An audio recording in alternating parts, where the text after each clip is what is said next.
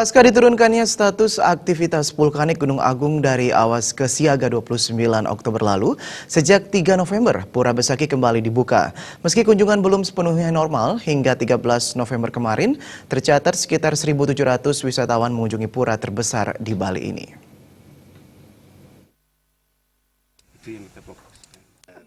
Wakil Manajer Manajemen Operasional Pengelolaan Kawasan Pura Agung Besaki, Jero Mangku Wayan Ngawit mengungkapkan, setelah Pura Besaki kembali dibuka 3 November lalu, wisatawan mulai berkunjung ke pura tersebut. Meskipun kunjungan belum sepenuhnya normal, tingkat kunjungan wisatawan cukup tinggi.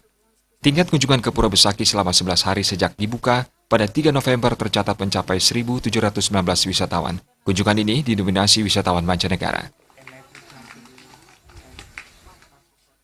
Artinya pariwisata kawasan Ring Pura Agung Besaki sudah kembali dibuka per 3 November 2017. Selama artinya pembukaan kembali dari tanggal 3 sampai tanggal 13 November selama 11 hari ini, artinya kita sudah mendapat kunjungan wisatawan sebanyak 1.719 orang. Yang rata-rata tiap harinya itu sudah 156 orang. Wisatawan yang berkunjung ke Besaki masih didominasi oleh wisatawan asing. Rata-rata kunjungan mencapai 156 wisatawan per hari, dengan rincian 129 wisatawan asing, sementara 27 sisanya merupakan wisatawan Nusantara. Gargita Bali TV.